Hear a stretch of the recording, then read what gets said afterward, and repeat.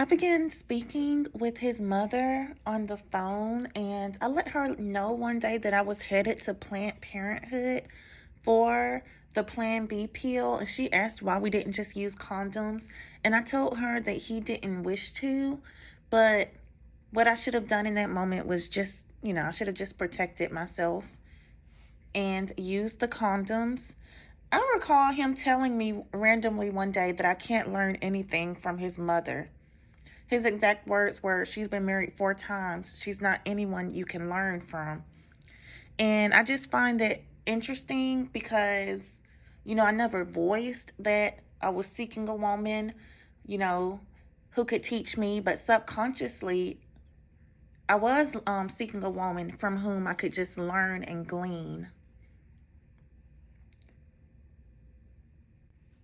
When I was dating Marcus, I sometimes felt like I was not awake. I felt like I was asleep in a daze. And I remember telling my brother Lanil this, and he stated that it was witchcraft. And I was like, well, I just thought I was in love. And Lanil and my sister in law Marie stated that they felt that Marcus was a violent person, and, I was like, they don't know what they're talking about. He would never hurt me. Marie called him Jamarcus number two before she even knew that his name was Marcus. I kind of held out on telling people his real name because I was kind of not proud of the fact that his name was so similar to the guy I had married. I just recalled that in Florida, in my Florida season, the Lord was wanting to remove the sting from Jamarcus's name.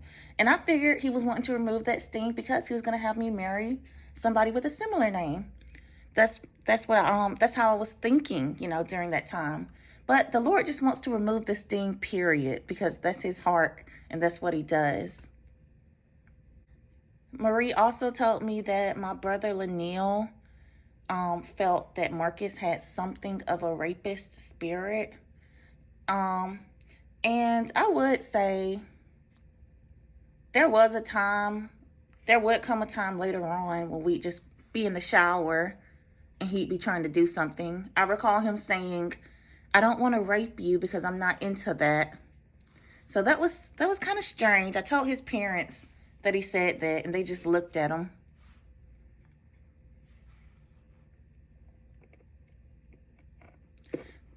So, my sister-in-law Marie was saying that, she was concerned that I was going to get pregnant.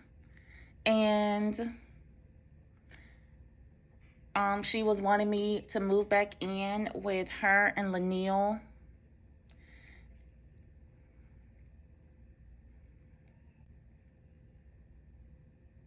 So I was just going to do what I was being advised to do. I was just going to move back in with them. And I cried because I didn't want to leave Marcus. I just wanted to be with him forever. I pulled up to Marcus's home that night just to give him his jacket back and to let him know that I was moving to Georgia. And so what he told me that night was that he had been smoking crack with one of his roommates. Oh, let's just call this roommate Boogie. But I really didn't want to move to Georgia, and Marcus didn't seem like he wanted me to go. He just seemed kind of sad when I told him that I was moving. But I ended up not moving. Instead, I just wanted to try to get up some funds to get a place. But I never got up any funds. Instead, I just continued spending all of my time at Marcus's house. And as I recall this time, I think about how when I moved to North Carolina, I had about $5,000 saved, or I just gave it all away. Um, but I do recall that I was flat broke within just a few months of moving to North Carolina. Between giving all my money away and not driving for rideshare much. While I was dating Marcus, There was a church that we visited a couple of times together. He would introduce me as his wife, and then I'd just say, we're not married, because I'm like, I didn't want anybody thinking I was into his weird beliefs.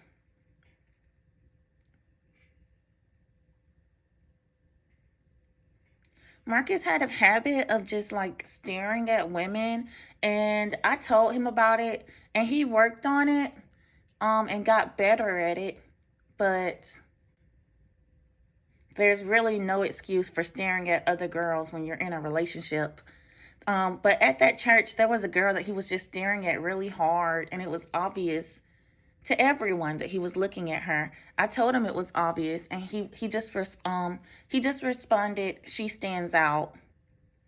And it was just embarrassing for me because I'm supposed to be dating him. He's just looking at others. Marcus had a friend named Trey, and I really liked Trey in the beginning. I recall one day Marcus telling me that he wanted me to love myself no matter what it meant for him. And I told him that I was afraid to lose him. He responded by telling me not to be afraid to lose him, to just love myself. So I was just like super close with both Marcus and Trey. And we were just so close that we were all just laying in Marcus's bed one day. And maybe that is kind of strange, but we were just laying there and we just slept. Marcus was in the middle, and we were just all asleep. And Marcus, Trey, and myself, we went to a conference once. And when it came time for the presbytery, which is the prophetic word, the prophetic utterances, one of the speakers told us, I see there's something happening between the three of you in the spiritual. She was like, y'all are friends or whatever in the natural, but I'm just seeing that double thing. And Marcus thought that was just so cool. He literally said, whoa. He was not sober though, and Trey was not sober either. I'm not sure what the two of them had been doing, what kind of drugs they had been doing. But their eyes really displayed the fact that they were not sober. Later on, I told my aunt that the lady had said this, that she said that she saw that double thing and saw something happening between the three of us in the spiritual. And my aunt rebuked that statement. I still don't understand the statement. But after one of the speakers told us that, I asked the group what they saw for Marcus and myself concerning marriage. And one lady was like, God will confirm it to the both of you. But another lady just pulled me to the side, hugged me, and said, it's going to be okay. She was just gazing into my eyes as though I was supposed to understand what okay meant. I was just like, all right, thanks. I thought okay meant marriage, but it turns out okay can mean, Ashley, you're going to be okay. You're going to be okay, period. And that's what it turned out to mean. I will say that I was happy that Trey and Marcus received prophetic words that really resonated with them, because I really did care about both their spiritual and their natural welfare. During that conference, I think it got a little boring for them. I told them, well, especially Marcus, but I told them they could just, take the car and just stay at the hotel, drive around, whatever. So I just stayed at the conference. Some of the time, sometimes I did just leave. Like we did just go to the movies and miss some of the sessions. But so I was at the conference, and it was during the middle of a worship service one day. The two of them arrived, walking in, appearing far from sober. That was a little embarrassing, but no biggie, because it was church, and church is for the broken and hurting. But then Marcus started dancing as though he was in a club, like literally. That was super embarrassing. And he told me later that he felt like the music was boring, but it wasn't supposed to be entertaining. It was worship. He tried to get me to dance with him. The final night of the conference, we did not attend because I was super tired. Trey did want to attend it, but we were just driving away, you know. At midnight, Trey said he was going to renounce being in the gang he was in. He threw his flag out the window at 12 a.m. as we were making our way back to Marcus's home.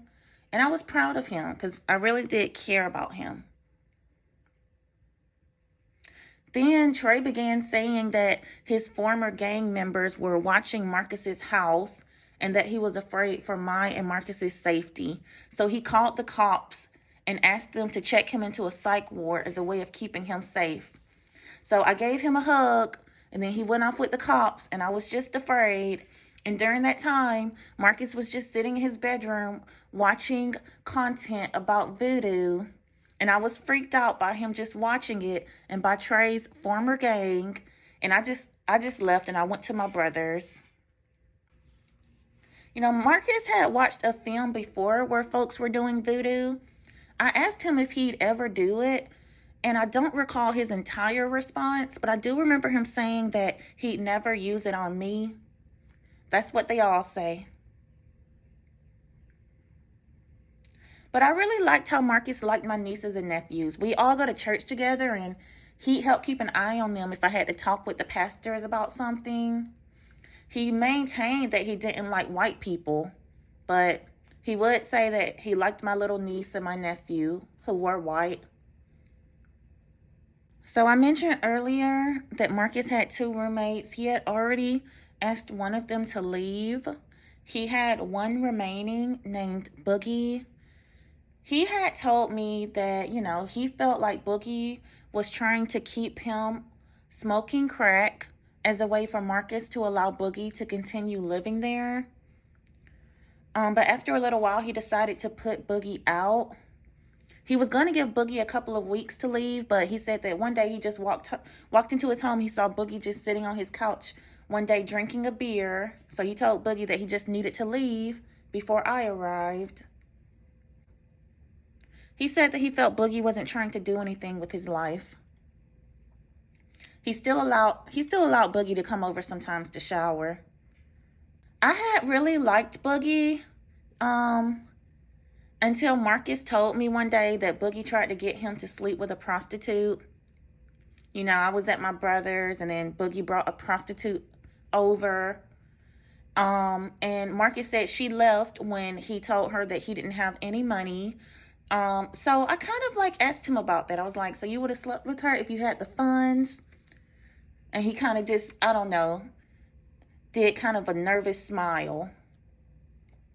Sometimes I'd be at Marcus's house even when he'd be at work. So he had put Boogie out, and I recall just riding past Boogie one evening. Boogie was just standing on Marcus's street, and I stopped and I was like, are you okay? And he was basically like, do I look okay? And then this is what he said next, y'all. It's on the screen. So after he said that, I was just like, well, Boogie, you have a good night. He was like, I'm hungry. But I just drove off, you know. Boogie said he was hungry because sometimes I would just, you know, put food in Marcus's house, and I would buy food for Boogie as well. So Boogie was like, I'm hungry, but I just drove off. And then I called Marcus, and I told him what Boogie had said.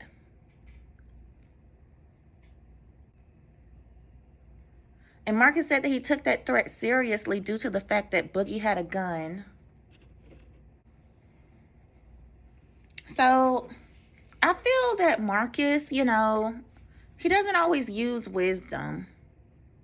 He may know something, but he will not act on the wisdom that he has. So he continued hanging out with Boogie, even though Boogie had said, you know, what he said about Marcus is going to get what's coming to him. I do know that one day I was heading to Marcus's house. He hadn't answered the phone in some hours, and I was trying to see if he wanted a ride to work. I drove by his street, but there was police tape on his street. So the whole street was blocked off. I couldn't get in. I turned around and went home. So Marcus's phone was ringing at first, but then it would no longer ring at all when I called it. So that indicated that it had been powered off. So the next morning, I was able to get to Marcus. I knocked on his door and he pulled me in kind of quickly. He just grabbed my arm and pulled me into his home. Then he told me that he'd had Boogie and some of Boogie's friends over the prior day, that they'd done drugs, and that Marcus had passed out. Marcus said that when he awoke, his phone and his wallet had been stolen. The wallet included his photo ID. He missed work that previous day and used my phone to call his job, telling him that he would be in that night, and letting them know that he had been robbed. I was trying to get him to relax, and I took him out for breakfast, but he was just talking loudly in the restaurant and repeating the words, "I was robbed." I don't know. I think it was a combination of panic and drug use. I was asking him to calm down, you know, but he was like, "I don't care about these, racist word." Referring to the workers and the customers. I felt embarrassed and we left. We stopped by a drive-through and we were arguing back and forth about me not giving him $1 for him to purchase a cigar. I was trying to hold on to whatever I could to help us get a spot in Raleigh. I remember I asked him, "You smoked crack with Boogie?" Because his pupils were like really dilated, but he got an even crazier look in his eyes, when I asked him that. And he put his hand around my neck for a couple of seconds.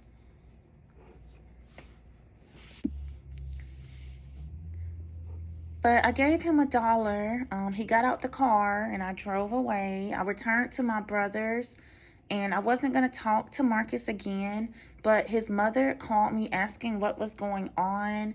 She said that Marcus had contacted her saying that he'd been robbed, and he said that I was supposed to be his girlfriend but wasn't trying to help him. And I didn't know how to respond to that, especially since I had just made up my mind to not talk to him ever again. She said that the two of them, she and Marcus had met at Walmart, and because his phone was stolen, she was going to get him some minutes for his prepaid phone, but that they had an argument at Walmart. So she just kept the phone card and left him at Walmart. She stated that he then made his way to her home where there was a commotion and she was threatening to spray him with mace. And then his father, his bonus father, who had been in Marcus's life since Marcus was 14, told me not to talk to Marcus anymore. He said that Marcus was unstable. But I made my way back to Marcus's home. I saw him leaving the gas stations. As I was passing the gas station near his home, I saw him leaving the gas station. So I just, swooped by him, picked him up, and we went to his home. And later that night, we went back to the gas station and he jumped out the car. He was still upset with Boogie for robbing him. He had a pocket knife. He always kept knives on him. He was heading to wherever he felt Boogie was so that he could attack him. I called the cops. At the time, I thought it was the thing to do. I was like, my friend is heading to someone's home to attack him with a knife, and I'm afraid for him because they have guns and he doesn't. And the dispatch was like, he's heading to their home. And I was like, yes. But after I got off the line, I thought about it. I was like, well, sounds like Marcus could be the one getting arrested. Maybe I shouldn't have made that call. But shortly after the call, Marcus was walking back to the gas station. And, as I think about our time together, a lot of things happened at gas stations. But he was walking back to the gas station just as a cop car was entering the neighborhood. He was walking with two guys, and one was wielding a machete, like literally. He really was. I walked over to them, and the guy with the machete was telling Marcus that he shouldn't have burst into an old lady's house the way that he did. And Marcus had a very grieved look on his face. And the man asked him, "Is this your girlfriend?" He was like, "She cares about you. She's looking out for you. Just go with your girlfriend and do the right thing with your life." Then Marcus reached out for me and we walked back to the car. And I received a call or two from the cops, but I didn't answer. We just returned to the house. I'm not sure what kind of drugs Marcus had taken, but he kind of stayed out of it for a few days. I remember him just sitting in a chair one day with a knife in his hand, saying that he had to be alert to protect me in case Boogie or his friends came by. After that, I just hid a bunch of his knives in the trunk of my car. He did go looking for them, asking me where they were. He didn't even recall the COVID test that we had took. We went and took a COVID test. His mother was requesting that we did prior to attending a birthday dinner that she was having for her sons. She had the dinner on. She had two sons. Okay, Marcus has a brother, and Marcus said she will always celebrate their birthdays on his brother's birthday. They were 10 days apart. Their birthdays were 10 days apart, and I didn't feel that was right. But so we went to the birthday dinner, and I met his family. I really liked them. I thought that his nephews and his niece were adorable, and I thought that he had a really cool, wonderful family. The only awkward part, aside from my social anxiety, the only awkward part was when his mother was getting on to him about him putting his hand on my neck. And his response was, "I took a pill." That was awkward for the entire table. But I recall I really enjoyed seeing him interact with his family and playing with his brother's kids. And I do also recall that he walked over to a group of older white men who appeared to be financially successful, and he asked them for advice on how he could be successful. He had moments like that when he just interact with white people in a very respectful and engaging way. Even though he would still say things like "they're devils," or "I see them as my children."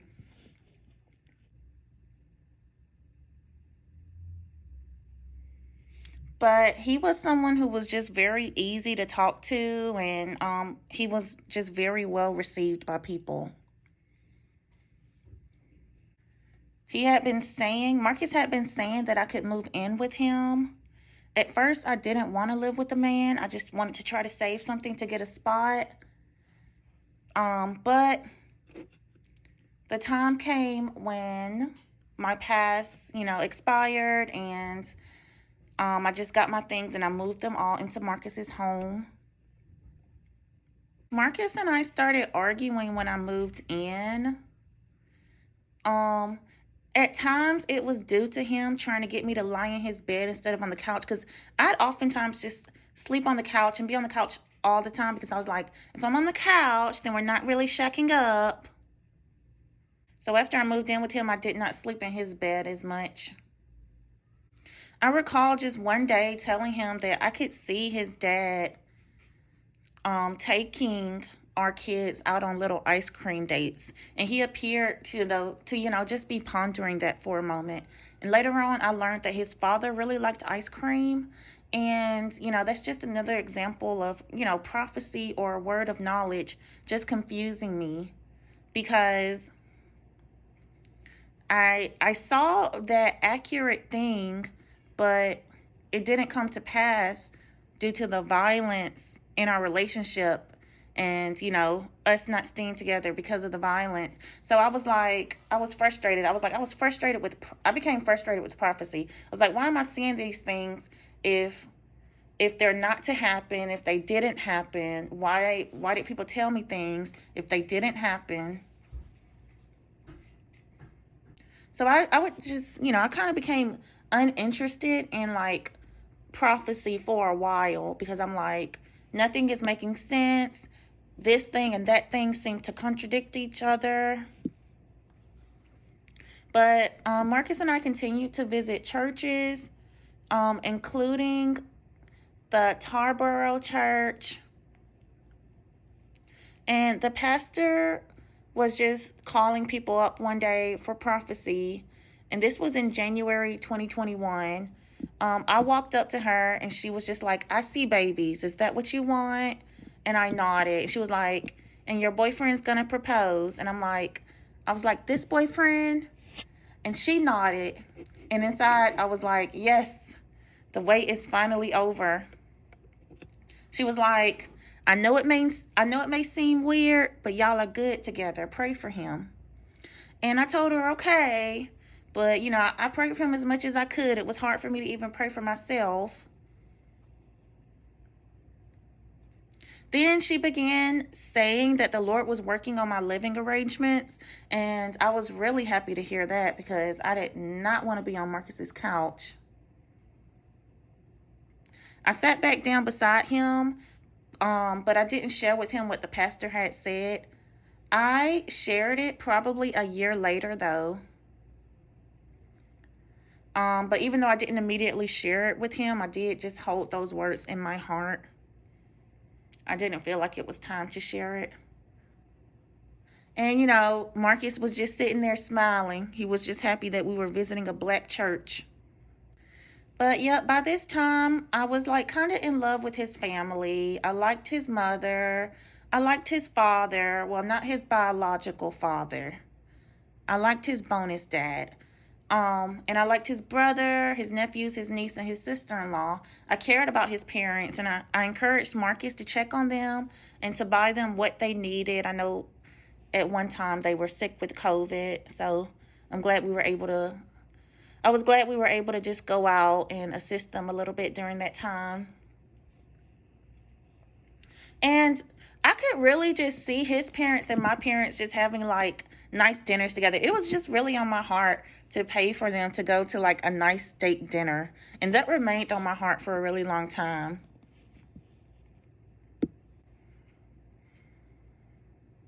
It was also on my heart for his parents and mine to just, well, later on, when we lived in Cary, it was on my heart for all of them to just come and visit us in Cary, stay the night. And I was just hoping to make it a fun time for everybody. But that never happened. And that's all right.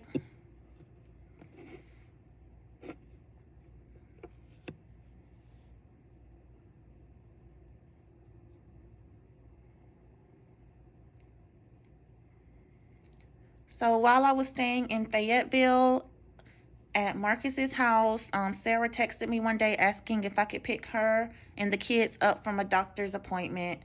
And I did, happily. I cared about her.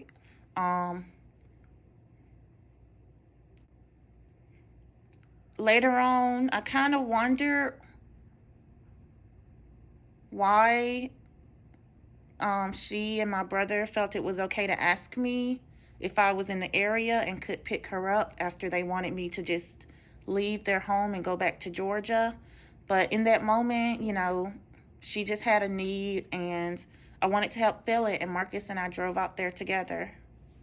And I purchased Marcus a phone. I just added it to my family plan. I was able to not have to pay anything. I knew he had been wanting this particular device, and he was really happy to get it, and I was so happy to give it to him. Later on, during our arguments, I'd just suspend the line. But I had secured a position at a tech company. And I was in school, although I was having a hard time in school. I had begun the job. It was like an hour or more away. And Marcus and I would stay at hotels while I worked because the job was really far away again. But, I had received my school refund, but I hadn't received my first paycheck. But with the refund, we had funds enough to move. I felt the Lord telling me to move to Cary, but Marcus didn't want to go to Cary. He didn't think anything was out there. So I signed just a short sublease for a place in Durham. And on the day I was to get the keys, Marcus and I argued. He wanted me to pay for a U-Haul so that he could move his bed. He stated that, he'd been homeless and that was the only bed he had in a while. And the original plan was to move his bed, but on that day, I told him I didn't really want to pay the cost of a U-Haul. I felt that making a trip or two carrying the belongings in our car would help us to spend less. He was upset about that and pushed me out his back door, telling me to get out his house. He put his hand on my neck again, and I couldn't breathe. I was just praying to Jesus to save me. Then I got in my car. Then he jumped on the hood of my car. He jumped off as I started driving. I drove to the gas station again with the gas station and called the cops so they could just stand by while I got my things.